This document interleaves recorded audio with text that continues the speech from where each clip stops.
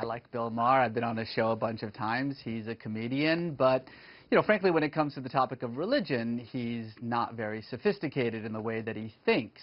I mean, the argument about the female genital mutilation being an Islamic problem is a perfect example of that. It's not an Islamic problem, it's an African problem. Well, wait, because he says it's a, hold on a second, Reza, because he says it's a Muslim country problem. He says that in Somalia... Yeah, but and that's actually empirically, factually incorrect. It's a Central African problem. Eritrea has almost 90% female genital mutilation. It's a Christian country. Ethiopia has 75% female genital mutilation. It's a Christian country. Nowhere else in the Muslim majority states is female genital mutilation an issue.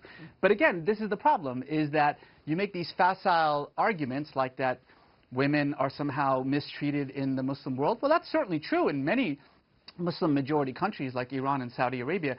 Do you know that Muslims have elected 7 women as their heads of states in those Muslim majority countries?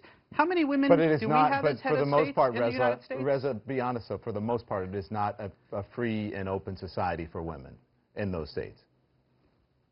Well, it's not in Iran, it's not in Saudi Arabia, it certainly is in Indonesia and Malaysia, it certainly is in Bangladesh, it certainly is in Turkey.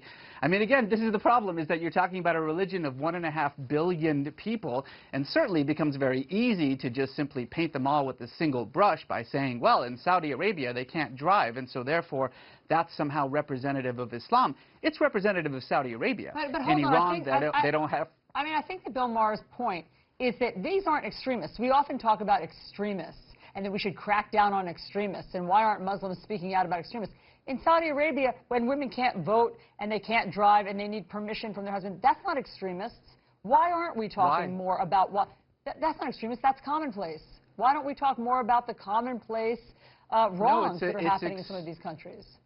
It's extremist when compared to the rights and responsibilities of women, Muslim women around the world. It's an extremist way of dealing with it. But it's not extremist in that. It's not extremist in that country, in Saudi Arabia. That's the norm. Oh no, it's not.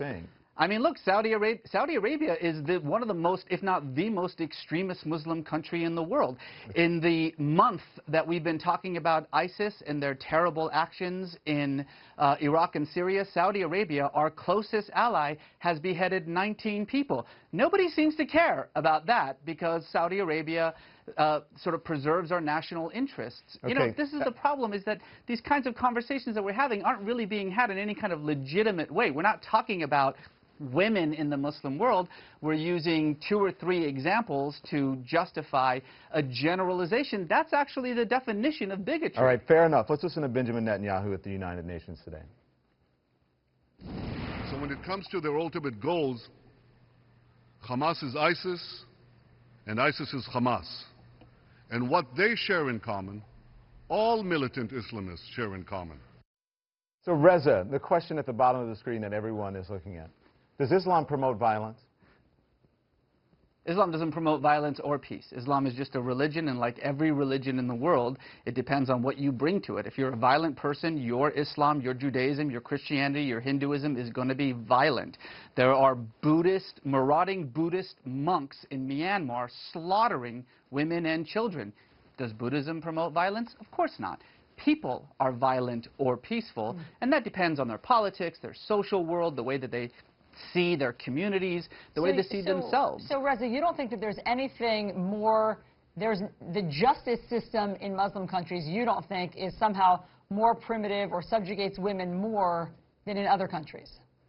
Did you hear what you just said? You said in Muslim countries. I just told you that Indonesia, women are absolutely 100% equal to men. In Turkey, they have had more female representatives, more female heads of state in Turkey than we have in the United States. But in Pakistan, stop saying things like Muslim countries. Women are still being stoned. And that's a problem for Pakistan. You're right. In other words, so let's criticize Pakistan. I just want to be clear on what your point is, because I thought you and Bill Maher were saying the same thing. Your point is that Muslim countries are not to blame. There is nothing particular, there's no common thread in Muslim countries. You can't paint with a broad brush that somehow their justice system or Sharia law or what they're doing in terms of stoning and female mutilation is different than in other countries like Western countries. stoning and mutilation and those barbaric practices should be condemned and criticized by everyone. The actions of individuals and societies and countries like Iran, like Pakistan, like Saudi Arabia must be condemned because they don't belong in the 21st century. But to say Muslim countries as though Pakistan and Turkey are the same, as though Indonesia and Saudi Arabia are the same, as though somehow what is happening in the most extreme forms of these repressive countries, these autocratic countries, is representative of what's happening in every other Muslim country, is frankly, and I use this word seriously, stupid. So let's stop doing it.